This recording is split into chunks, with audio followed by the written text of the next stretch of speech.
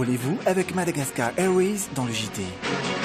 Madagascar Airways, votre nouvelle référence en voyage. Bijouterie Saint-Tien, mi vite vous l'amène. Manul Chano, ni le JT.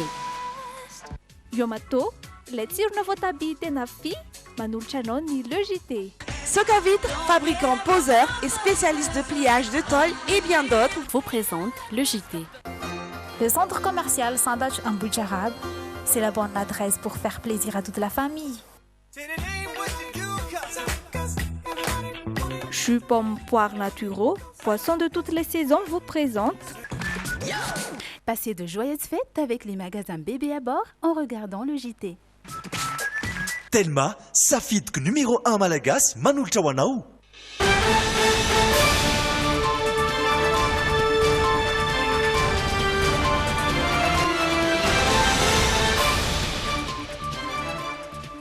Faly miarabantsika rehetra tonga soa atao anatin'ny le JT ary dia ireto ny lohateny miandrantsika amin'ity androany fa 17 ny volana janoary ity. Ahina ny fiakaran'ny vidin-drano amin'ny tavoahangy amin'izao fotoana, betsaka kosa anefa ireo olona izay misafidy ny hanangona tahirin-drano ao an-trano. Miaritra ny fariny mantasoa, miteraka fatiantoka ho an'ireo mahazo tombontsoa amin'ity farihy ity izany. Vakina noga tamin'ity fiandohan'ny herinandro ity kosa ny tohadrany Taheza any Beza izay vao notokanina tamin'ny volana desambra teo. Ankizy roa no namoy ny ainy nandritra ny lozam-pifamoivoizana izay niseho tany Mahajanga. Nato ny firenena Australiana, i Malaisie sy Chine ny fikarohana sisan'ilay fiaramanidina MH370 tsy tapopoka 3 taona lasa izay. Ny atao hoe kabaret sy ny mampiavaka azy amin'ny fampisehoana fanadiadiana manokana nataon'ny Irina sy Stéphane no hitanao amin'ny zanam-pandarana Ako amin'ny tapany faharoa. Ao amin'ny insolite fony tanana atao hoe spectre, fitaovana vaovao ahafahana milalao sy mamorona mozika izay mahasolo ny fitaovan'ireo DJ. Marabanao tonga soa atao anatin'ny le JT, asaina ianao tsy saraka aminay mandrapatapitra izay fampalalam-baovao izay. Ao anatin'ny tapany faharoa ny androany Francis Turbo no hiaraka amintsika ny tapany voalohany izay hitondrananao ireo vaovao samihafa dia rahako amin'ny Rindra Tahiry.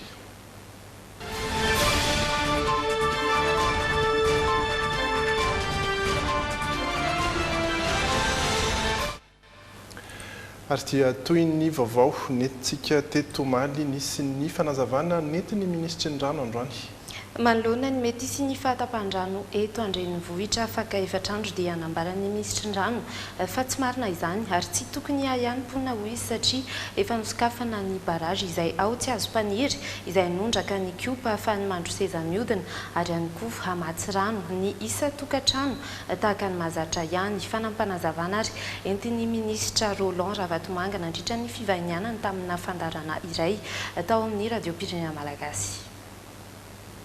Manoloana zany aya na ina iteraka tsy fahampian'ny-drano zany dia nanapa-kevitra ny tao amin'ny Jirama eo ambany fiahiny ministeran'ny rano sy ny ministeran'ny angovo fa ovahana ary dia novahana omaly folakandro ny barage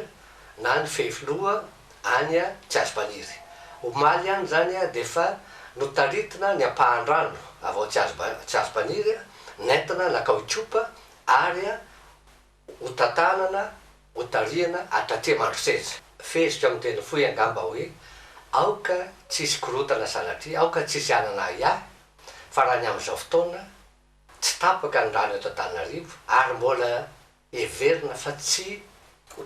tapaka mihitsy raha ny ato anatin'ny tapa-bolana ray volana ny resahana. Androany moa izay resadresaka nataony Andriamatoa ministra izay fatao aoriany ny fanazavana avy amin'ny Jirama Omaly alina indray kosa dia mailo ny isa tokantrano androany. betsaka tokoa ny olona izay nifamotoana teny Ambalavao Isotry androany toeran'izay ahitana ireo mpivarotra bidon sy sinibe nahitana fiakarana anefa ity fitaovana fakana rano iray ity satria dia tafiakatra hatrany amin'ny 7 alina ariary any ny vidin'ny bidon izay 520 litatra raha toka 5 alina izany raha tamin'ny andavanandro tsotra. Nanao ny fanadiadiana Rina Andriamalala sy Zo Randriansalama. Ny fanotofana ny tsenan'ny bidon tety Ambalavao Isotry tamin'ity androany ity nanomboka tamin'ny 7 ora maraina efa nahalafo siny sy bidon mahery ny 80 ny mpivarotra iray manomboka amin'ny 5,000 ariary ny bidon kely indrindra ary tafakatra hatramin'ny 7 alina ariary ireo bidon 520 litatra. Nisy tamin'ny mpivarotra ary no nanapa-kevitra ny ampiakatra ny vidin'entana. Zay aloha androany tsara tsena amin'ilay hoe tapaka ny pompy hoe tsy misy rano vidiny aloha nahafapo androany mba teo eo ihany vidiny moa zany. Misy aloha sasany mpandifa misy nakamaro e nakabetsaka misy nakamaro misy nakatsay vitivity ihany. Nisy napiakatra ihany aloha fa nitakany anay namarotana isan'andro ihany izy namarotana andreny 375 dia nalafo maromaro zay. Tetsekilan'izay ireo mpanjifa dia nahatsapa fa nanararaotra ilay tranga mety iseho amin'ny farany herinandro ny mpivarotra. Tsy maintsy mividy anefa izy ireo entina anangonan-drano. Ny mpanjifa iray dia nividy siny iray tamin'ny ilay 100 litatra na ihany koa bidon 4 amin'ny 50 litatra. Mety mbola ampitombo nisy izy ireo raha toa tena tsy misy ny rotsakorana. Tena nisy fiakarana mihitsy mahalony 250 zao izy efa 425. Raha hita Antananarivo aloha dia tena mizaly mihitsy ny ariny fanomanana an'izay raha avy mividy bidon tao zao niakatra be izy ary vahoaka be ao ary tena ifanotofana ny bidon. Za aloha mbola tsy nanana bidon zany fa bidon misy ny essence hitanao zany fa ohatra hoe chaud fotsiny fa le hoe ho tapaka ny rano dia voatery tsy maintsy vidy bidon aloha zany dia eo mahita azy hoe ho tapaka maro sa tsy ho tapaka. Marina fa hita tetỳ an-toerana avokoa na ireo manana rano any an-tokantrano manokana na ihany koa ireo mampiasa ny pompy ombonana. Fa tao anatin'izay androany maraina izay ihany koa dia maro ny nanany amin'ny mety hiakarany vidin'ny rano amin'ny tavoahangy. Tsy misafidy ny anangon-drano amin'ny siny kosa nefa ireo olona izay tsy voasarika sy tsy manana fahafahana eo amin'izay fividiana rano amin'ny tavoahangy izay. Tamin'ity androany ity dia maro tokoa ireo olona izay sendra ny Rina Andriamalala sy Zo Randriansalama no efa manomana sahady ny mety ho fiantraikana raha toa ka nandeha izay resaka ny amin'ny mety tsy fisin-drano izay afaka efatrandro. Efa manomboka manangon-drano amin'izao fotoana izao ny poniny renivohitra mety ho tsy fisin-drano afaka efatrandro. Ety amin'ny Fokotany Manjakaray efa fiainana amin'ny andavanandro ny fahatapahan'ny rano. Ho an'ny Odette ny fanasan-damba no antom-pivelomany ary ankehitriny dia efa manomboka mitsitsy rano izy. Ny rano zao ety Manjakaray dia tsy mandeha dia le hoe efatrandro no tapaka ny rano raha tsisy ny orana zany dia maina zany tsisy tsony tsy afaka miasa zay nefa zay tsy manana rano fanangonana izany. Ny isan'ny tokantrano ihany koa dia efa miomana amin'izany ao ny efa manomboka manangona amin'ny siny be ao ihany koa ny mieritreritra ny anampiny siny ao tokantrano. Rehefa rika fotsiny amin'izao zao fiainana hatramin'izao dia izay hoe avy afaka efatrano zay ampy zany. Tsy maharaka fa ohatra hoe mba manana daba kely atao hoe 2 na 3 dia samy mandahatra ny anazy eo. Mbola vao hieritseritra ny vidy barika zao zay. Etsy andaniny ny mpivarotra dia manany mety ho fisondrotabidy eo amin'ny rano amin'ny tavoahangy tsy faina amin'ny andavanandro. Amin'izao fotoana izao ihany koa malany rano amin'ny tavoahangy paka maromaro izy ireo raha toa ka antsinjara no tena fidin'ny mpanjifa teo aloha. Raha ho ana manokana aloha possible mety hiakatra le ho viva satria eto Manjakaray zao ohatra tsy dia mandeha ny rano lazainy zareo fa ritra zany ny any Mandroseza. Ny anay moa épicerie mety eo amin'ny 2 paky eo raha ho an'ny rano kasite zany. Ho fanampiana ireo olona ireo nisy ny fanoloran'ny fikambanana tsy miankina saosy koveta indrindra ho an'ireo olona tena mila izany. ary dia izay ny fanahiny ireo mponina teto Antananarivo an'ity androany ity avena ihany moa zany ny fanambarany ny ministry ny rano teny ampandohany ity le JT ity fa tsy tokony hisy ahina intsony izay fahatapahany rano an'Antananarivo izay fa etsy ankilany izay ankoatry ny Mandroseza ny any amin'ny Mantasoa kosa dia ritra ihany koa ny rano araky ny hita teny an-toerana Andrilalaian'Andriamasy Anjara Kotonoray no mitondra ny vaovao ny mety voka-dratsy izay faharitrany ny Mantasoa izay ary ny antony nahatonga izay ihany koa no entiny amintsika. Toy izao hitantsika aoriana izao ny rano Mantasoa amin'izao fotoana raha tazanina avy aty am-Pasipotsy zany hoe vao miditra avy aty Ambatolaona isika ritra tokoa ary efa kely dia kely sa no rano ao anatiny raha fitataram-ponina izay nadidinay. Iankina ny hanim-ponina ity rano ity na ny mpamboly na ny mpiompy-trondro na ny mpanjono eny fanatramin'ireo mpitaingina lakana sy mpitatitra amin'ny lakana azy ary indrindra ireo trano fandraisam-bahiny maro ety Mantasoa ety. Inezaka anao fanadidiny izay mikasika izay antony sy ny fiantraikan'izany amin'ireo fitadiavam-ponina ety amin'ity rano Mantasoa ety. Nao rahantsika izay fanadidiny izay. Vao eto an-tanàna Pasimpotsy ao anatin'ny commune ambanivohitra Ambatolaona dia efa tazana ny faharitan'ny rano Mantasoa.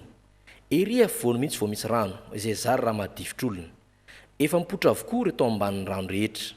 Efa azo ampitana mihitsy azy eto raha tsy azo iroboana hatr'izay.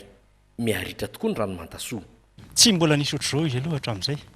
Zao vao tena hita hoe ritra dia tena siho daholo zao zavatra zao. Na ritra ary izy mbola iny sy anna barany an'iny ihany dia ireo londoa hazoko ireo ihany no mipoitra hatramin'izay. Zao izy hita tanteraka. Mbola ity zao azo impitana fa le ary atsimo reny mbola misy rano kely eny ambonimbony. Ny rano ritra tsy fantatraina ahoana na ritra n'ity rano Mantasoa ity. Nefa ity rano Mantasoa ity tsy ritra hatramin'izay na trondrona rano ohatrany atao hoe any amin'ny 10 metatra farany ritra.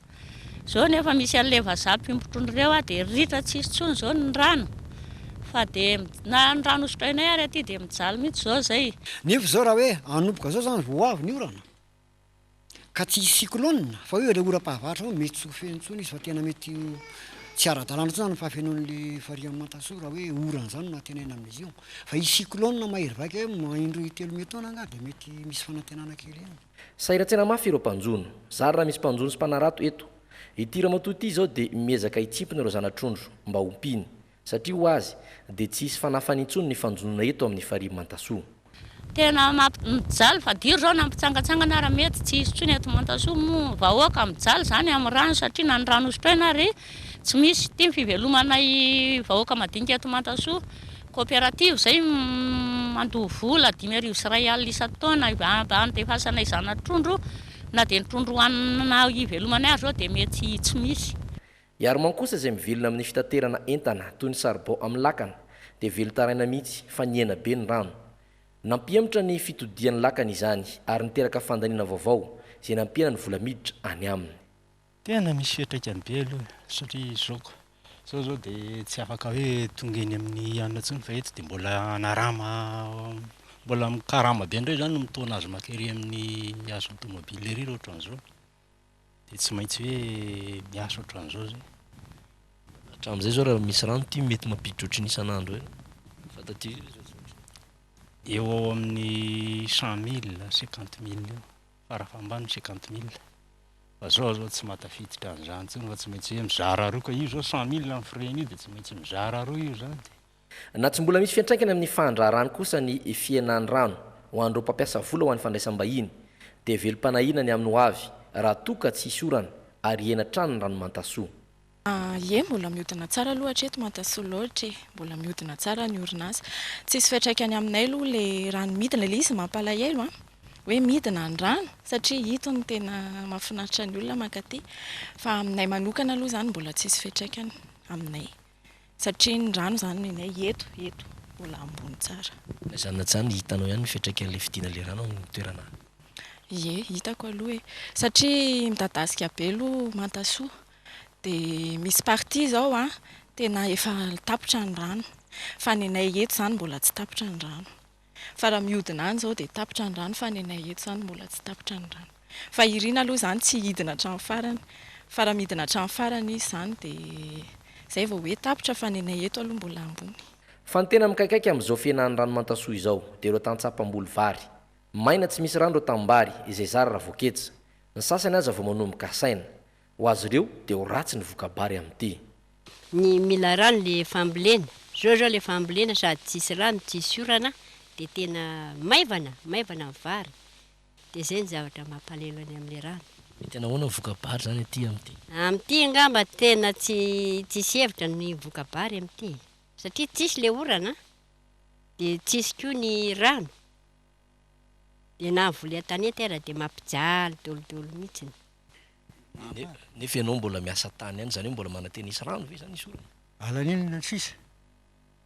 tsy maintsy atony alanenina aloha fa indraindray mbola mio avy ny orana sady efa tsy isy tsony izy ity am'izao dia raha tena tsisy ny orana ahoana fetraka an'izay am'le fambolena tsisy anina fa dia tsisy fihetrikany aloha misy fihetrikany ihany aloha amin'ny fambolena misy ndraitrarehetra zao dia mikaikaika daholo mihitsy amin'ny manodidina rehetra amin'ny faritry Manjakandriana Morokay zao manodidina rehetra zao tena fanina mihitsy am'izao mivarotra fokely ny toerany amin'ny andrefana faritra Ambalamadinika iny am'izao ny terabary ny krizy aloha mitiany anina angamba dia tena misy raha tsisy rotsakorana misimisy dia tsy hitombo intsony fa vao maika hiena ary mety ho ritra tanteraka ny ranomantasoa noho ny antony inona iza nomena tsiny inona no vahaolana ny antony izay faritran'ny mantasoa izay tokoa no horesantsika ao anatin'ny fanadihadiana izay miandry antsika ao aoriana reto dokam-barotra reto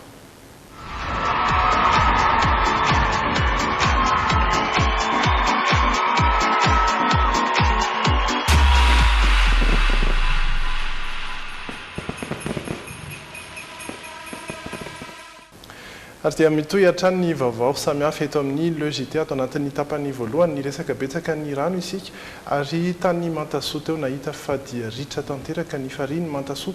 teny antoerana raha teo iandry lalain'Andriamasy sy anjara kotondrainy ny resadresaka tamin'ireo mponina sy ireo rehetra voakasika makaiky nalafitra amin'izay mantasoa izay ny antony mety natonga izay kosa no entina ao anatin'ity fanadihadiana ity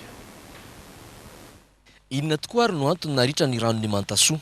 be dehibe ny feo mandeha ety antoerana ny tsy fahaiza mitantana ve ny fanolena ndraikitra amin'ny fitantanany izany rano mantasoa izany ve sa ny abetsaky ny rano loatra mivoaka avy eo anatin'ny farian'ny mantasoa ho ampiasain'ny orinasa jirama ary ihany koa ampiasain'ny orinasa piompitrondro ety antoerana ato anatin'ity fanadihadiana no amaliana sy ezahana hitadiavana ny valin'ny marina mikasika izany tao anatin'ny roa na telo taona izay no efa natsikaritra mponina sy mpandrarah manodidina amin'ny farian'ny mantasoa fa mianisan-taona ny rano ary tsy tafaverina amin'ny fetrany tamin'ny taon-dasakory nanampitrotraka ny ankelezan'ny ranonorana nyrotsaka isan-taona izay matetika tsy nisy mihitsy azy samy nanana ny antony nambarona tonga izany ireo olona nanotaninay androany fa ny tena nyraisin'izy ireo hevitra dia ny fiovaovan'ny toetrandro noho ny fahasimban'ny tontolo iainana fahalalako azy manokana aloha dia hoe tato amin'ny doro-tanety ny fahalalako azy zay ny fahalalako azy fa ny ankoatran'izay aloha dia tsy fantatra toko fananaona ny endriky ny doro-tanety taty tamin'ity way be dehibe mihitsy ny doro-tanety tamin'ity nanomboka ny mety nanany iny dia manjaka le doro-tanety efa nisy any ny fanentanana natao tamin'mponina indrindra fa mpitrandrakala sy reny lasiparina doro-tanety reny le olona moa efa tsy efa tena mafimafy loha mihitsy zany le olona amin'izao fotoana dia tamin'ity taona ity marina fa nisy ny doro-tanety nefa sy tamin'ity taona ity any efa asa roa taona telo taona zay araka mbola zako teo efa nisy foana ny doro-tanety fa tamin'ity zany tena ohatrany hoe nisy vokany nga le tamin'ny taona lasa rehetra eny le doro-tanety zao tena metraika amin'le toetrandro dia mety misy fifanatoanan'ireo le doro-tanety sy le tsy filatsana ireo mety misy fandrofiny mihitsy nga mba nafahafantaranay azy loha ty amin'ny faritra Mantasoa misy foana ny fikapana hazo misy foana ny zany hoe izahay dia efa miteny foana hoe ny doro-tanety ny tena hita lay fa tokony ajanona mihitsy n'le doro-tanety nisy any nefa ireo nametsiny ny orinasa Asipenser izay orinasa piompitrondro manatody ary manilika ny rihitra ho amin'ity orinasa ity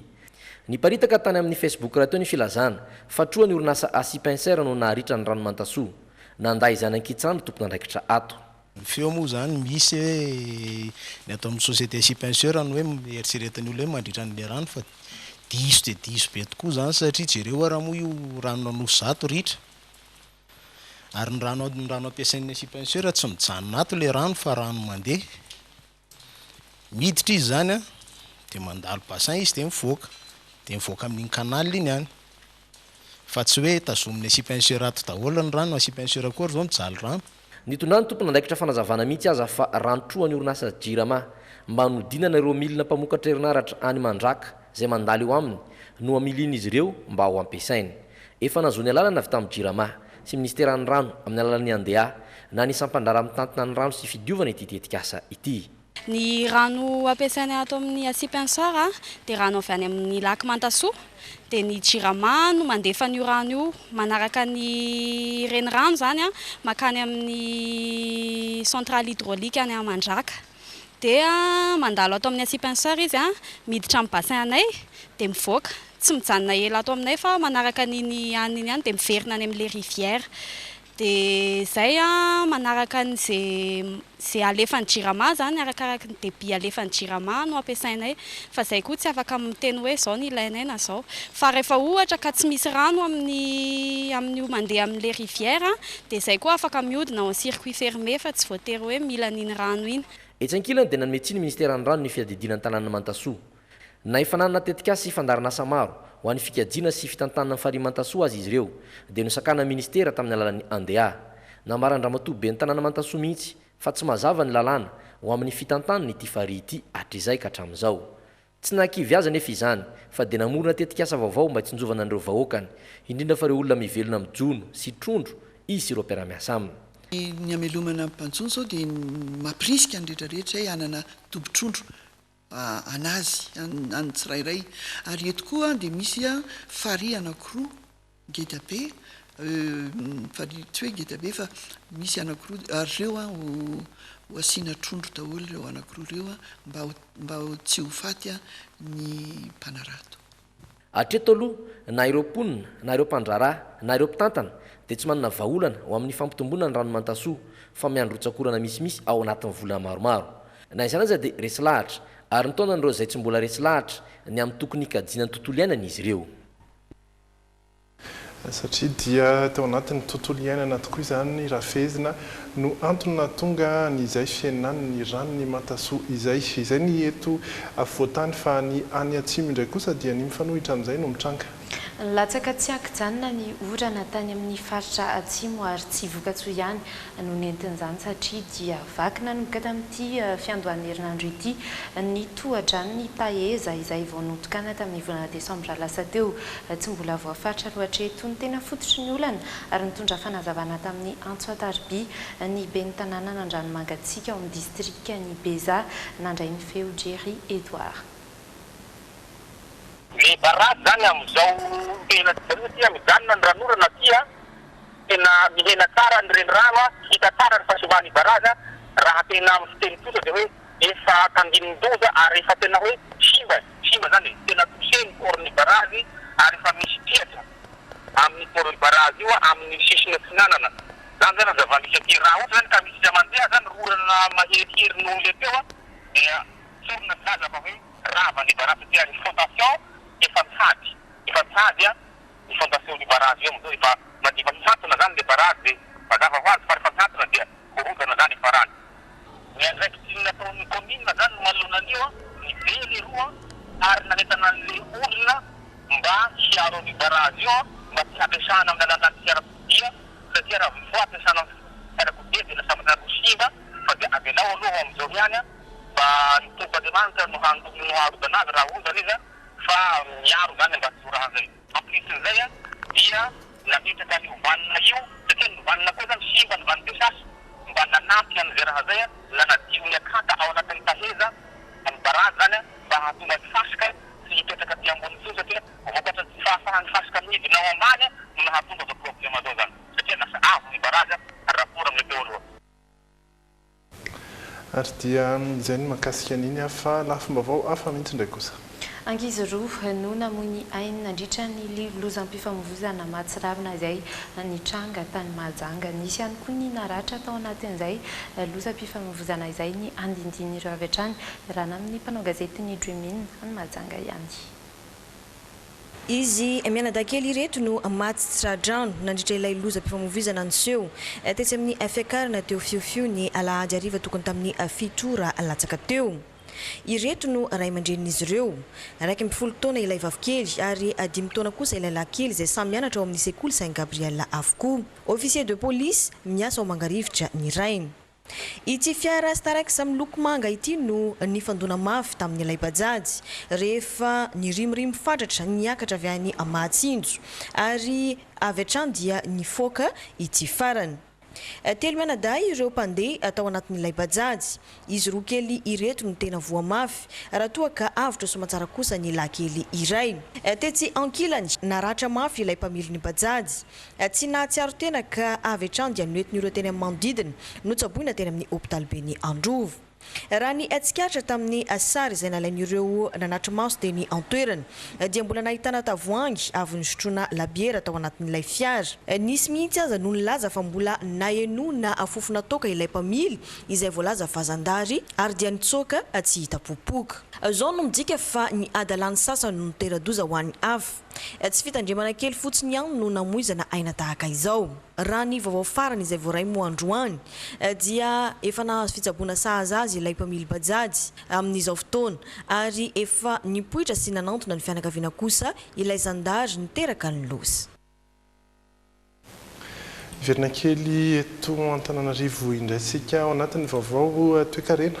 Roa faingo 12 isanjato amin'ny araka-rena faobe eto amin'ny firenena ihany no azo avy amin'ny sehatry ny fitrandrahana rena Ankibontany raha tokatokony apiditra hatrany amin'ny 30 isanjato ny araka-rena faobe ity sehatra ity. Ny fisian'ny gabraraka sy ny fitrandrahana antsokosoko no tena mahatonga izay no io dia nasipanitsina ny lalàna feny arena Ankibontany sy ny Solitany teboka maro nasiana fanovana tao anatin'izany araka ity vaovao izay tanterany Sonia Andrianirina sy kasambola manana ity. Manodidina ny iray tapitrisa eo amin'izao fotoana ny fitrandrahana arena Ankibontany sy ara-dalàna manerana ny nosy. Ankoatra io dia zara fa orinasa mpitrandraka 3 amin'ireo nahazo fahazon-dalana 4 ihany no tena mampidi-bola dia ny QMM, ny Croma ary ny orinasa Ambatovy. No ireo zava-misy ireo dia 2.12 isanjato amin'ny araka-rena faobe eto amin'ny firenena ihany no azo avy amin'ny sehatry ny fitrandrahana raha tokony ampiditra hatrany amin'ny 30 isanjato ny araka-rena faobe ihany ity sehatra izay isan'ny kitro ifarany fampandrosoana ity. Hoy nambara ny minisitra eo anivon'ny fiadidinana ny Repoblika misahana ny arena Ankibontany sy ny Solitany. Mba hisorohana ny gabraraka ary ahafahana mifehy arena Ankibontany sy ny fitrandrahana eto amintsika noho izany dia nanantanteraka atrik'asa nandritra ny 3 andro ireo teknisiana sy mpiasa ary ireo ratsa mangaika amin'ny ministera namolavola ny fanitsiny ireo teboka maromaro mandrafitra ny lalàna mifehy arena Ankibontany sy ny fitrandrahana. Isan'ny teboka nahitana fanovana tamin'izany ohatra ny fitantanana, ny fanomezana fahazon-dalana mitrandraka, ny fitrandrahana sy fanondranana antsokosoko ireo arena Ankibontany ary eo ihany koa ny fametrahana laboratoara ny fanjakana sy ny tsy miankina anamarina ireo vokatra. Ny objectif afanan'razany SGT fitrandrahana mirina exploitation rationnelle manaja ny tontolo sy lafiny sosialy dia ahitany firenena sy vahoaka ary indrindra ny mponina amin'ny toerana fitrandrahana azy tombotsoa ary ahitany mpitandrika tombotsoa dia fitrandrahana maharitra ho an'ny génération future. Aoriana ity atrik'asa ity dia iroso amin'ny fakakevitra regionaly sy nasionaly ny avy ao anivon'ny ministera tompon'andraikitra miaraka amin'ireo ministera sy sehatra rehetra voakasika. Vita kosa izany vao entina katoaviny eo anivon'ny filan-kevitry ny gouvernemanta ary entina laniana eny amin'ny anteny miram-pirenena sy ny anteny miran-doholona. Eo amin'ny vaovao avy any ivelany indray kosa. Nato ny firenena Australiana, i Malaisie sy Chine ny fikarohana sisan'ilay fiaramanidina MH370 izay tsy tapopoka 3 taona lasa izay raha iverenana ny zavantranga dia ny valomartsa 2024 no niainga tao Kuala Lumpur izay tokony hiazo any Pekin ity fiaramanidina ity niova tampoka nefa ny lalany ary izao mbola tsy hita izao mandraka ankehitriny. Près de 3 ans après la disparition du vol MH370 de la Malaysia Airlines. Telo taona tao reny fanjavonany nanapa-kevitra ny ampiato ny fikarohana rehetra momba ilay fiaramanidina MH370 ny fanjakana Australiana, ny ao Malaisie sy Chine. Tsy mbola nahitana mangirana lohatreto ny sisa ny fiaramanidina ny compagnie Malaysia Airlines City na dia efa mivoatra be aza ny teknôlôjia ampiasaina hikarohana izany. Isan'ireo tena fatohan'ny fikarohana ny manodidina ny ranomasimbe Indiana. Tsy dia ny zava-dehibe songadina lohatreto raha tsy ireo potipotim-bisy elatra irahan'ny MH370 hita tao La Réunion ny volana Jolay 2024. Teo ihany koa anefa ny fahitana ny potika fitaovana teto amintsika atao amin'ny torapasky Sainte-Marie ny volana Desambra 2024 teo. Heverina ho isan'ireo sisan'ny MH370 ihany koa izany. Raha tsy eviny ny 7 Martsa 2024 no niainga atao Kuala Lumpur tokony azo any Pékin ny MH370 ny vatampoka nefa ny lalany ary izao tsy hita hatramin'ny androany izao. Mpandeha nisa 730 ny tao anatiny ary teratany sinoa ny tena maro anisa tamin'izany. Betsaka ireo fianakaviana ny mbola manantena lalany tena marina mikasika ity fanjavonana ity. Petra-kevitra maro no efa naroson'ireo mpanao fanadihadiana ho anton'izany tahaka ny hoe asa fampiroroana famonontena ny ilay mpanamory na ihany koa ny fahasimbana ara-teknika ny ity fiaramanidina ity. Cap vers l'ouest, à l'opposé de son plan de vol. L'opérateur feno dia feno fa izay vaovao tao anatin'ny tapany voalohany izay ia tao anatina dokam-barotra vitsivitsy isika ry iverina eo ihany koa Irija Taina sy ny Francis Turbo anatin'ny miteniteny foana ho hitanao ao anatin'izay tapany faharoa izay ihany koa ny zanam-pandarana ako sy ireo zanam-pandarana maro samihafa ny tenako dia mametraka ny mandravitafa aminao mpijery indray.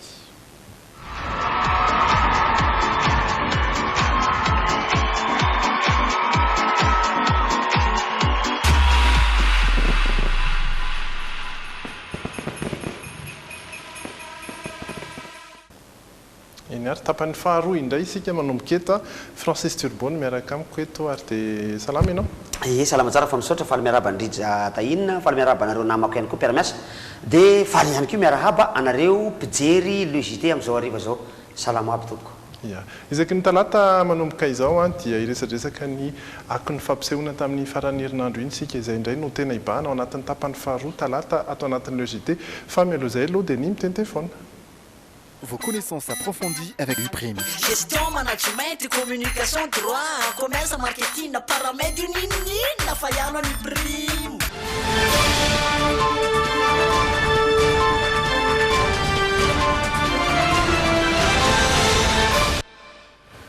Ya, ary dia inona ny vaovao? Mafana ny andro. Mafana ny andro. Zany ritra ny rano. Tsisy fotoana mihitsy tsy resahan'ny olona n'izany amin'izao. Miresaka andro mafana ny olona eto Antananarivo aloha zany satria zay no fanerasera amiko. Mafana ny andro, mahamay ny andro fa maina ihany koa ny andro satria tsisy orana efa iraha malala zany reny ny hitantsika reny ny vaovao ary dia ny zavatra tiako tenena fotsiny dia hoe aza dia mikoropaka loatra isika fa zavatra tena situation fisehoany zavatra apocalyptique zany hoe tena zavatra miseho hoe fa any amin'ny farandro raha izany rano zany dia ho ritra tsy hisy re zany tompoko ny ho sarotsarotra amin'ny fahitana rano misy fa ny hoe tsy hisy rano mihitsy tsisy an'izany ka misy foana ny rano na ny fomba hoana na ny fomba hoana be dia be ny fomba azo atao na dia hoe ritra aza ny atsy ritra ny roa fa za moa zany aty amin'ilay fandalako ny teny malagasy dia mba te hanitsy ihany raha ohatra ka diso dia aitsio ary ny miteny koa ny hoe diso fa faharitan'ny rano reny tokony ho tenena raha tsy diso fa be dia be ianareo mpanao gazety be dia be isika mpanentana amin'ny télé sy amin'ny radio miteny hoe faharitran'ny rano raha tsy diso faharitan'ny rano tena ritra ny rano dia faharitany rano no tokony ho raha asiana tsiryteny amin'izay fototeny hoe ritra zay resaka mandeha fotsiny aloha zany fa naizanaty zany dia miaina ao anatin'izay faharitany rano zay tsika ny vaovao nandeha teo satria moa zay natao teniteniteny foana te somary asiana resadresaka kely ihany zay vaovao nandeha teo zay zany tena vaovao anisany manintona ny olona amin'izao fotoana zao ahoana tena fisehoan'ity le hoe fivaovan'ny toetrandro ity changement climatique izy io zany tena fanazavana ara-teknika lava be mihitsy ary ara-histoire géologique lava be ihany io satria tafiditra ao anatiny eritreritako io zay tsy dia misy mpanazava loatra izy tafiditra ao anatin'ilay fotoana antsoina hoe déglaciation ity tany nenantsika ity am'izao fotoana zao satria ity tany ity de efa nandalo période de glaciation anakefatra zany hoe nandrakotra surface ngeda be mihitsy ny glace ary de nandalo période de déglaciation efatra ihany koa izy zany hoe miha mafana ity planeta ity dia miha mitsonika ireo glace any amin'ny pôle miditra ao anatin'izay période de déglaciation zay ty tany ty zany zavatra zany tsy zavatra amam-polo taonany amanjato taonany fa amanarivo taonany ny période anankiray mety ho amina tapitrisa taonany akory azy ny période de glaciation sy ny période de déglaciation raha tadiditsika ho an'izay nianatra angamba de mahafantatra tsara mihitsy fa misy netsony hoe détroit de Bering nandeha tongotra tany ny olombelona taloha ny olombelona tamy zany fotoana zany nandeha tongotra ny ampita avy ety amin'ny faritra Azia makany Amerika avy any Pacifique any zany any ambadiky ny globe terrestre any zany nandeha tongotra tam'izany io de efa tany amin'ny ray tapitrisa taona tanoany mbola tao anatin'ny période de glaciation tsika de mbola tao anatin'izay période de glaciation zay mbola betsaka ny glace tafiditra ao anatin'ilay déglaciation tsika io zao meha manomboka tato anatin'ny zato taona teo eo de efa meha makany mirora makany tsika meha tsapany olombelona zany izy am'izao fotoana faraparany zao fa hoe meha mafana ty tany ty meha mitongilana angambany zany ho aksan'io tany io mitongilana kely de verina ihany anga izy rehefa avy eo de meha mitongilana kely de meha verina mitongilana meha manatonano masoandro de meha miataka kely masoandro zany zavatra zany mety ho lava be le fanazavana fa manampitrotraka am'izao fotoana izao ny fisiany raha olombelona ny action anthropique de tena manimba be miazakazaka be mihitsy anio lasa manafaingana an'le izy manafaingana an'le izy ary anisan'ny zany tombona re zavatra lazainy hoe dorotanety tena anisany mihitsy satria raha mbola hoe nosy maintso zany ve moa averina injato amitsika koa nosy maintso Madagasikara taloha nosy mena izy am'izao potika ny ala ary ny ala de mitazona anio hamandona eo anaty tany ao akoatran'izy le hoe manome ny sevoka mety hiteraka ny raona misy vazivazy ratsy hoe manina raha manafatra raona mihitsy fitondram-panjakany satria le raona mihitsy koa tsisy hotondrahana le pluie artificielle zany zavatra zany dia mifampahofao anatin'ny vaovao isan-karazany misy ratsy misy soa vaovao ratsy avy any Mahajanga any tsisy faraisany am'izany rehetrarehetra zany de le zaza maty tamin'ny voadonan'ny bajajy fa tany Mahajanga tokoa zahay tamin'ny faritiny taona teo ary de miresaka ao anatin'ny ray andro zahay nahita accident na bajajy telo tsy voatery ho fadisony le bajajy le izy le niseho teo zao tsy le bajajy nanao adisony fa ilay fiara Starex ary de io bajajy io de misy accident foana saika isan'andro zao ao Mahajanga ao tsy zavatra ratsy foana nefa ao amin'io Mahajanga io izaho de mbola anisan'le olona mitarika ny olona foana hoe mandehana manao vakansy any amin'ny toerana tsy be mpandeha loatra fa anisan'ny toerana be mpandeha nandehana ny tena satria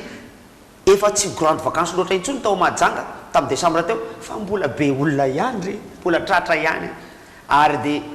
ohatrohatry zao ny sary ny fitipitiniko kely 2 minitra tamin'izay vacance zay sopapa kely ihany ho an'ny vakansy manaraka fa am'izao fotoana zao raka izy mianara tsara mbola ao anatin'ny 2e trimestre tsika zao mianara ry olon-dehibe alefa mianatra aloha fa toy izao ny vakansy patipatiny raha ohatra ka ho avy amin'ny manaraka Mahajanga vitsy amin'ny olona mihitsy zany hoe mba andeha ho any Mahajanga zany rehefa volana décembre fa ty mba aseho atsika zany hoe ohatrotry ny ahoana zany Mahajanga zany volana décembre mafana any mafana io Mahajanga io fanaovana vakansy foana ny Mahajanga na de volana décembre azy de mandeha moa ny fivarotany zavatra mangatsiatsika isan-karazany fa de amin'ny Mahajanga zay moa de manjaka ny bajajy ao atapy-tanàna ao voatsela no entsika nisy fahavoazana tao zany aloha fa de fen'olona amin'ny mahavolana décembre azy eny amoron-dranomasina Fanamariako maloto ny moron-dranomasina Mahajanga misy méduse any amin'ny grand pavois zany de feno méduse aty amin'ny petite plage misy somary malotoloto kely ihany fa na izany zany de Mahajanga ihany may daholo any hoditra ho an'le olona mbola tsy le zajatra loatra n'le hafanana ohatra anay zany aloha tsara ny mandeha makany miaraka amin'ny fianakaviana fa marina fa de maloto zay le maloto zay aloha zany moron-dranomasina feno zavatra tsy apopoizinao koatran'izany tsy de ranomasina rery ene no azo andehanana any betsaka ny toerana azo andehanana misy an'ireo hôtely maro isan-karazany ohatra manodidididina ny tanànany Mahajanga azo atao ihany koa raha misy moa zany no ety manana mazava ho azy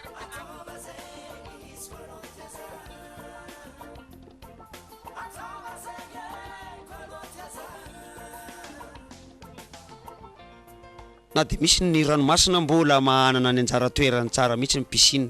miaraka amin'ny fianakamsa zao sary avokako zao a de fanomezana sopapa hoan'ny fianakaviana ihany koa zany zay manan-katao zay manana fahafahana moa zany fa tsy hoe manan-katao e zay manana fahafahana afaka manao an'izao tongava any Mahajanga any tsy any Mahajanga rery no misy toerana ohatr' zao fa de feno olona any eny am'plage zany de vahoaka re zao nefa de décembre ny andro Mahajanga toeram-pirevena trondro ihany koa manontany olona tompotany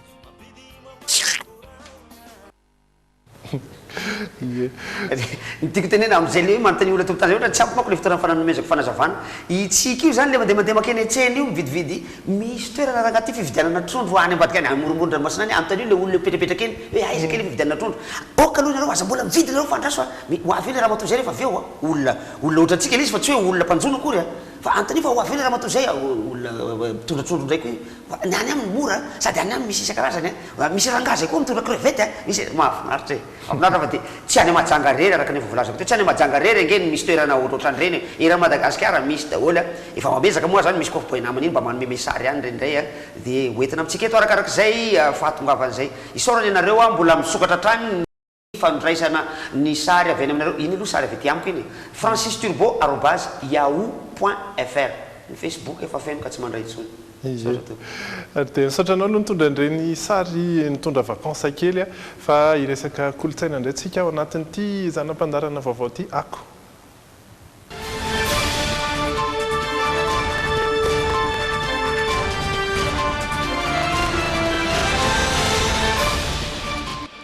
io aloha de anarana cinéma izy io ary mety efa tsy nisy intsony ankehitriny de nalaina ho lasa anarana fandarana le izy cinéma ako teo ako teo analakely ako ny fampisehoana tamin'iny farany herinandro iny no ezana hoentina amintsika amin'izao fotoana zao aloha volana janoary mbola ho vitsivitsy ny fampisehoana fa mety misy ihany koa ny hetsika ara-kolotsaina ary zavakanto hoentina amintsika ho an'ity androanyity de ny mahakasika manokana ny cabaret izay anisan'ny tsy de ahitana sary indrindra hoe sary mihetsika loatra fa ho an'ny androany dia mitondra ny sombiny iray amintsika eto Irina Andriamalala sy Dodo Rajarinjato.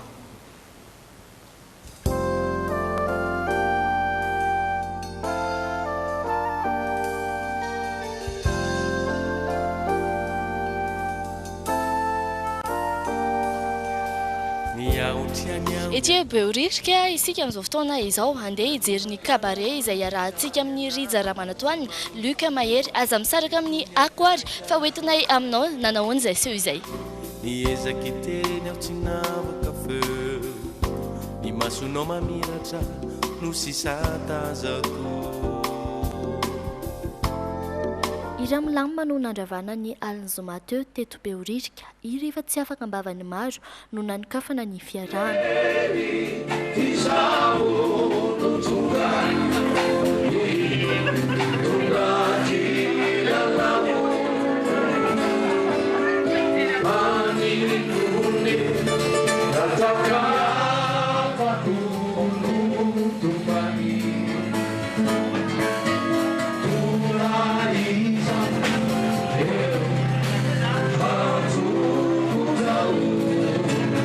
Raha ny nambaran'ireo mpanakanto hafa ny hira ampiasaina amin'ny concert raha toka tsy ho manana ny cabaret. Ny entilo seho voalohany seho masom-bahoaka zany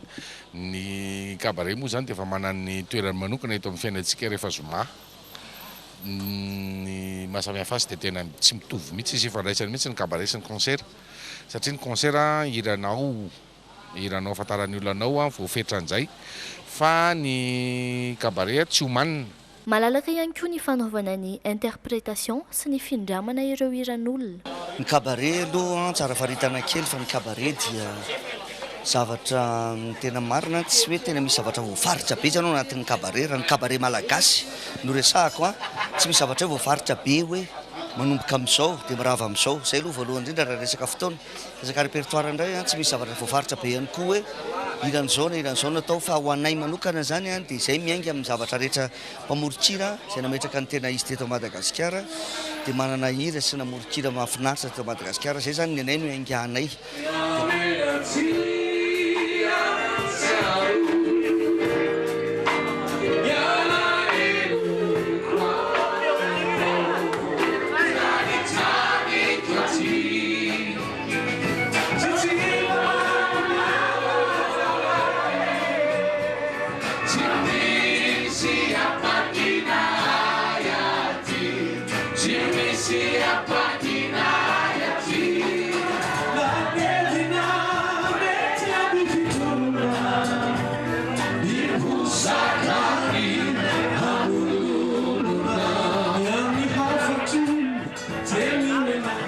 kabaret dia ny mpanakanto no mamoaka izay fomba anaovan'ny hira amin'ny tiavany azy. Ary le fitiava-kira sy le fahaizana miran'le hira no nitarika an'le izy hoe mandeha ny hira anankiray tsy mila famerenana koa fa dia avy dia voaka iny eny manoloana ny micro avy dia mandeha ho azy. Izay ny tena mahafakely anay telo mirahalahy. Noho izany, maro amin'ny mpankafy no nisafidiny irona kokoa any amin'ny kabaret noho ny concert. Mahatsiaro akaiky kokoa ilay mpanakanto izy ireo amin'izany.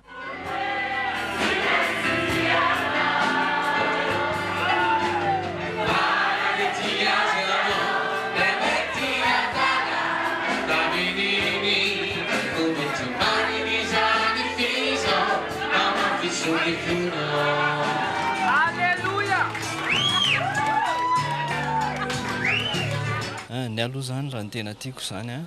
le kabaret satria le kabaret zany hita hoe manakaiky mifanakaiky kokoa le artista sy le mpankafy dia miampita tsara le filinina zany. Mahasamihafa azy amina resaka spectacle tsotra aloha on est plus proche des acteurs des artistes. Ny amin'ny kabaret misy ohatrany hoe afaka mangataka hira ianao. Ny tiavako an'ity kabaret ity zany dia indrindra fa i Mahery sy Luc dia ry Ramanatoana satria mpihira malaza sady mana-talenta.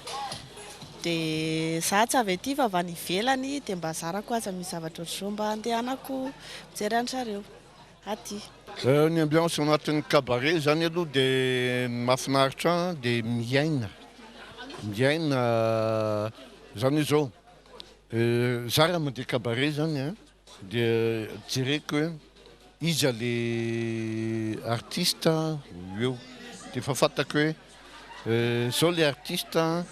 artiste dia mifanojo ve amin'le tiako sy le artiste tamin'iza zatovo. Ankoatra ny mpanakanto dia lasa mifankafantatra sy mifampiresaka ihany koa ireo samy mpankafy tonga manotrina ny seho. Fa miampita le ambiance makany amin'ilay olona hafa izay mijery an'ilay kabaret. Ohatra hoe raha miteny ny ekipanay andao reto hitehaka dia miara mitehaka koa le hafa. Izay zany mahatsara ny kabaret.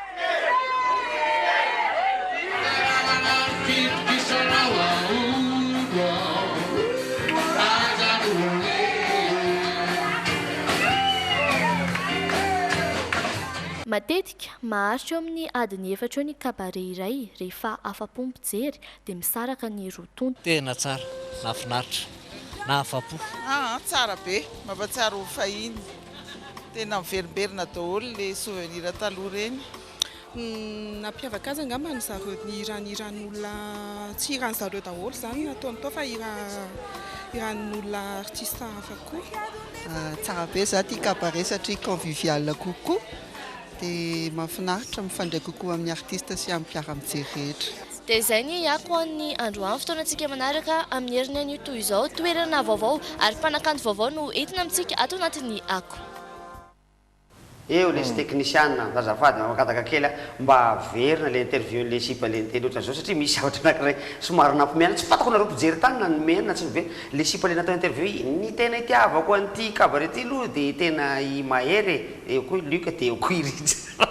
fa mampimeana zay zavatra zay manapahita le sary zalahy jereo kely aloha atehanao fanamarena kely ihany ndraiky io mikasika ny radanza zay hitany tsy palitra tao fa radanza mihitsy no mpitendry ankoatra ny tazako tao ihany koa ranaly zay mively batterie fa radanza zay nisy fotoana tsy teto toerana fa tany Afrika tany nipetraka ka nanombokovina indray radanza no efa teto sa efa ety foana amin'izay ve ty ala radanza zany fantany zany zany mba tokony valivaliana eny valivaliana any rehefa hitanao le famorinana izy radanza izy na raha ohatra misy miona zay dia hoentina ny valy hitany technicien ve le interview le sip iny eo ary hoe avako an'ity kabaret ity zany dia indrindra fa i Mahery sy Luc dia ry Ramanatoana satria mpihira malaza sady mana-talenta dia za tsy avy zany hoe voatona ihany izy telo kabaret ity zany dia indrindra fa i Mahery sy Luc dia ry Ramanatoana izy zany fa tsy izy rehetrarehetra zany tiavanao anazy misaotra e toerantsika mbola resaka kolontsaina ihany tsika ao anatin'ny hafakely indray kosa.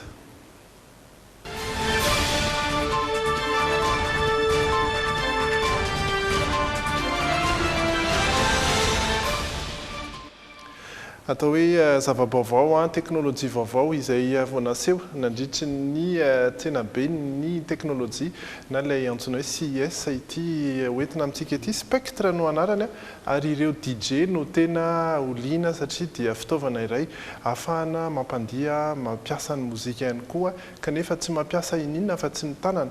dia hoarantsika ny sary motion picture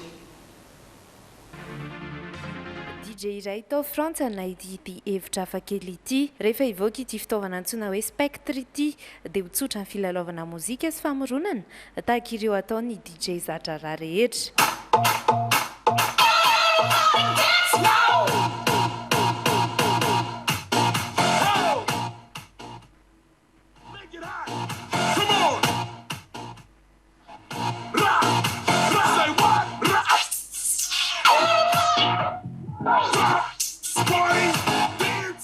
Ny antony tena namorona an'ity DJ no sady manampaizana amin'ny elektrônika ity ny spectre dia ny hoe maninona tokoa moa tsy maintsy voasazy mijany eo amin'ny ordinateur sy voatery mikirakira bokotra marobe ny DJ rehefa mampandihy ho azy dia tokony ara ifety amin'ireo olona mpifaliana izy.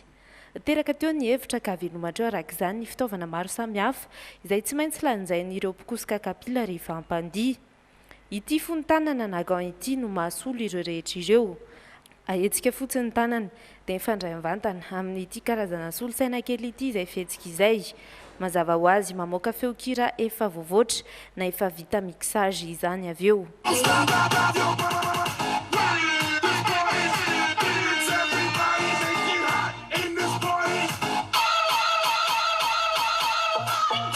Raha zavaina tsotsotra dia tahaka ireny telekomandy ireny ity gant ity satria amin'ny alalany no ibaikoana solosaina amin'ireo feo tiana avoaka na amboarina. Azo atao avy amin'ity spectre ity ihany koa hatramin'ny mampidina na mampiakatra ny volume. Ho eny an-tanàn-drehetra araka izany ny mozika tsoatsy. Mbola prototype ihany ireto efa nivoaka ireto saingy €20 kosa no ivarotana ny spectre rehefa mivoaka izany hoe manodidina ny 3 alina sy 4 ariary eo. Tsy dia lafo ary tena nisan'ny zavatra mahaliana mihitsy niny dia engany eo tonga somatsara eto fa tsy maintsy mahazo ako anao tokoa ka efa nandefa hira sy manao andreny anisany be dia be ny DJ lasa mpihira malaza rehefa avy eo fa ny aho ohatra nitady contraire an'izayko ohatra tena hoe efa artiste mpanao atsika na tena fa dia teanao DJ tena nisan'ny zavatra tiako mihitsy mikirakira hira tena nosany tsy mahay mamoro-kiry mazava ho azy dia izay mahatonga anaty mikirakira hira efa miforon'olo atambatambatra manao mix mahafinaritra engany io avy ety lafa alaina sary ianao rehefa azy zay ny vaovao hafa fanontaniana indray no apetratsika hoy ianao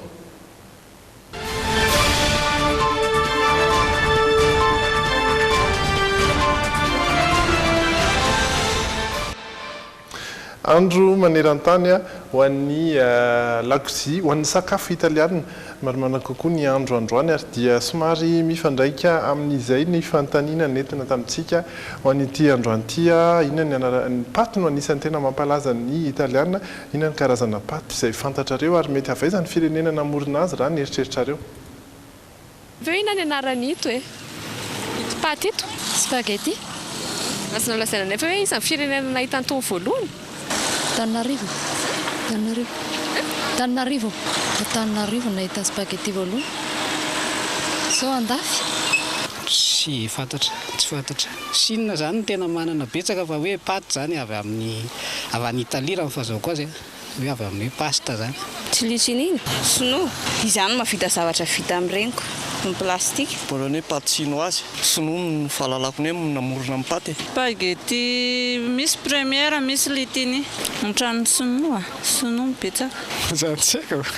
Tsy dia mpividy paty koa. Any Chine. Tsy spaghetti, tsy sinoa ve? I Chine. Ohatrany hoe zareo foana no matetika manao sakafo ohatr'izao. Spaghetti. Ohatrany sinoa manao an'ireny. Spaghetti iny. Ny fantatro aloha zao hoe paty sinoa iny dia sinoa no namorona azy fa tsy fantatro. Paty any macaroni inona moa izy teo? Tsy haiko. Tsy fantako ireny. Mbola tsy nihinana an'ireny. mbola tsy nihinana reny ahoana le izy mbola mety tsy fantatry le olona le paoziny izy amin'izy lavalava mahitsy be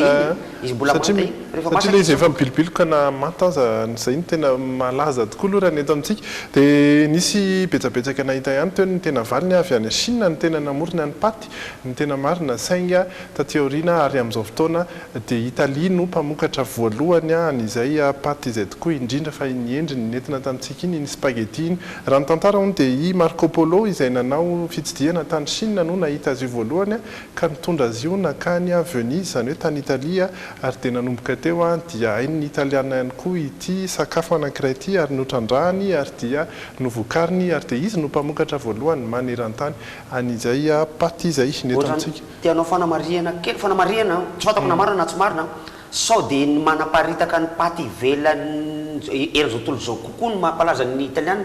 fa raha ny hoe mpamokatra paty angamba eritreretika fa ny sinoa kay ka tena io no anisan'ny foto-tsakafony sakafony ao aminy dia tsy hobetsaka koa ve no hoan'ny olona 1 milliard mihinana paty zay akoatra ny vary hoany satria mihinambary ihany koa ny sinoa eny to zay tokoa andaso hoamarininy zay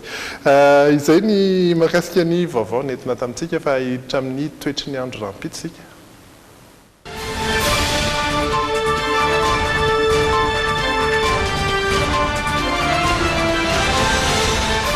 misy faritra vitsivitsy araky nyzay no efa nambara teto moa zany maly satria Antananarivo teo amin'ny sary omaly dia ny sarina orana kely mbola tahak'izay ihany koa ny sarintsika ho an'ny rampitso satria isy faritra raisy roa araky izay mihitsy ny fanazavana ato iray na roa zay ahazo orana ho an'ny rampitso ary tamin'ny androany raha ny hita dia anisan'ny ahazo orana ohatra ny faritra talata maty natoraly io zany fa saingy tsy naharitra vetivety izay orana zay mbola tahak'izay ihany koa ny rampitso omaly koa nisy orana ihany keo tao faritra tsinanana Antananarivo teo teo amin'ny 5 ora amin'ny 4 ora teo ihany keo nipitipitika kely tamin'iny bypass iny fa avy any andrefa any Antsinanana any maloka be tena nisy orana mihitsy ary dia mety mbola ho tatak'izay ihany koa rampitso zany raha ny vinavina ho an'Antananarivo aloha io zany orana tena malefaka ary tsy maharitra amina faritra vitsivitsy eto Antananarivo no miandrantsika ho an'ny rampitso ny tatak'izay avokoa ireo faritra ireo akoatry ny Antoliara izay isy orambaratra orambe ho an'ny rampitso ariva manomboka amin'ny rora tolakandro Antsiranana indray kosa dia orana malefaka saingy maharitra tontolo ny andro izay orana izay ho anareo any amin'iny faritra avaratra iny ny maripana hitatsika io milatsaka kely indray ny mangatsika indrindra vao maraina be 4 degré Celsius Antsirabe 5 Antananarivo ny mafana indrindra dia 4 any Toliara sy Mahajanga ny atoandro ireo maripana mafana indrindra ireo izay moa zany no tena misy ny toerana mafana raha ny eto Madagasikara ary dia miresaka an'izay toetrandro zay ihany koa sika resaka kely ny station spatiale internationale izay nandalo kely teto ambony Madagasikara tamin'ny fitora sasany mahery 7 minitra teo eo ary mety tsy misy ifandraisany amin'izay angamba aloha ny station spatiale internationale izay vao nandefa olona tamin'ny volana novambra teo misy an'ilay frantsay Thomas Pesquet ao anatin'izay misy amerikanina misy ny russianina 4 kilometatra moa izy io miala ny tany raha tsy diso kilometatra eo izy ISS no anarany ISS no anarany ary dia mbola iverina kely eo ambony Madagasikara indray izy raha ny fanazavana afaka ora iray eo raha hoan'ny tsika izay mety hoe tsy nahita raha misy ihany koa ny hoe maniry tia hita jiro kely fotsiny ihany no hita avy ety tany saingy misaka izy io izany hoe tsy toy ny kitana fa misaka ry manaraka lalana anankiray izay ny vaovao mahakasika an'iny izay ihany koa no azo ambara asa raha misy anampiany Francis dia angamba tsy dia misy anampiana fa ohatra ny tady ho leo ny vaovao resam-pirenentsika fa ohatra tsy dia nisy firy loatra izy zany androany nefa dia MH 370 izay ndresahana teo zany efa naveriberika ihany fa dia mbola teo orian'ny Tintin ihany zany vol 714 pour sidinay foana ny ao an-tsaiko aloha zany mandra-pahita zay tena marina mikasika io roplanina io fa dia vol 714 pour sidinay mba jereo aloha zay Tintin zay aloha misy an'ny Rastapopoulos foana ao anatiny ao dia misy an'ny Carré d'As ao ilay tompon'ilay avion dia misy resaka extraterrestre ao anatin'izay zavatra zay fa tsy le extraterrestre koa namidy vilen'ilay avion fa pirate zay pirata amin'izany fotoana zany moa zany mazava ho azy resaka fangalana code secret ana banque ho alaina any amin'le monsieur Carré d'As le izy zay no antony namidinana an'ilay avion fa azo eritreretiny satria misy miaya ihany koa le olona mantsy hoe sao de resaka asa fampiororona no nampidoboka an'le avion tsy fantatra tsony daholo zany rehetrarehetra zany fa ny tiako mariana de nandalo teto vovetivety le olona avan'le maty reo ny avan'le olona tao anatin'le avion mbo mila fanapitsika malagasy izy hoe sao de mba mahita nareo re olona potipotin-tsavatra mety anapanay mba ilazao manapahefana de mbola mitombony zany hatram'izao mbola mitombony satria mahita ianareo any Tomasina mahita an'izao fandarana zao de sendra mahitahita zavatra inareo na de zavatra kely bitika tsy retreretinareo hoe ino ty mba hoetiketo ihany any amin'ny président fokotany hoetoetonany commune any amin'ny maire any hoe ino nytony sao de mba manampy an'le olona ihany fa any ane izy any de tsy de zay ihany koa nirarina soa atsika ao an'ity andro ariva ity de ny vaovao moa zany zao tokony mbola isongadina am'izao ny canne 2017 ny canne an'olo dehibe ndray io tenany io de io ariva io zany zao tsy fantako firy ny vokatry ny baolina fa nandeha teo ary mino fa mety efa niravaka dia i Ghana sy i Ouganda firenena anankiroa ohatrany sa misy gagaga daholo 0-0 izy teo amin'ny minitra faharoapolo de ny ambin'izay tsy fantako sodra tompoko veloma tompoko raha mipitsindray fotoana antsika manaraka veloma tompoko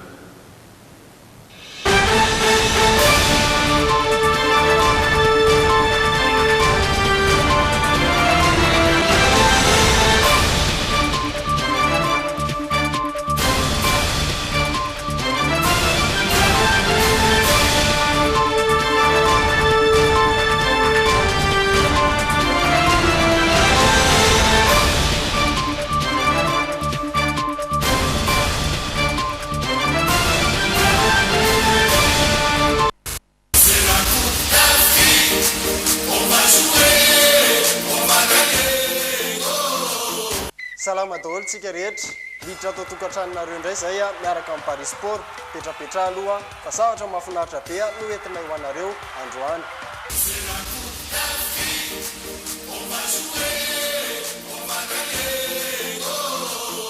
amin'izao aloha dia mbola ny CAN na ny lalao Afrika no tena mibahan-toerana eo amin'ny lalao iraisam-pirenena ahafahantsika milalao ny lalao voalohany hoentintsika dia ny fifandonan'ny Gabon sy ny Burkina Faso ny Gabon moa dia efa tsy zoviana amintsika intsony fa sady favori akio no favori koa izy sady mpampiatrano misy any Aubameyang fa andeha ho jerentsika kosa ho iza moa zany ny ekipa Burkina Faso zany ny ekipa Burkina Faso aloha dia vao avy nandresy Mali izao raha tamin'ny match amical tamin'ny 7 janvier teo zany hoe mbola manana vovokaina ihany izy ity koa misy an'le mahavolo ratsy tarehy kely i Aristide iny ary ny mpanazatra azy moa dia ilay mpilalao portugais izay lanina ny lazany tamin'izany fotoana zany dia i Paulo Duarte fa nefa eto mbola maka Gabon ihany raha izaho manokana nefa anao foana ny safidy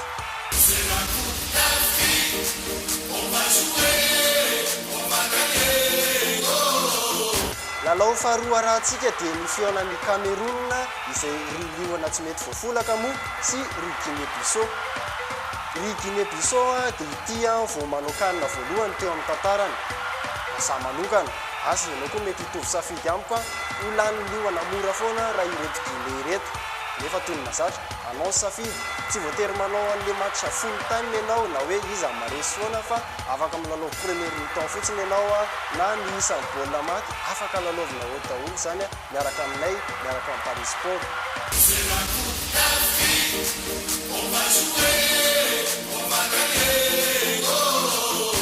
aza tilo afaka milalao foana ianao miaraka amin'ny Paris Sport na makeny an-dalana eny amin'le misy point de vente misy ohatra hoe Paris Sport kely reny na miantso amin'ireo lahara-tarby hitanao eo aorinako reo miaraka amin'le mobile banking na koa ianao afaka miantso fotsiny mba manontany torohevitra misy hotesy tsara be ao sady malifatifaty ao feony afaka mandray anao tsara zay aloha zareo ny amin'ny anio manao veloma aminareo aza matahotra tsisy tamin'ny lozolozona ntsony eo aloha fa baolina zao no tena manozolozona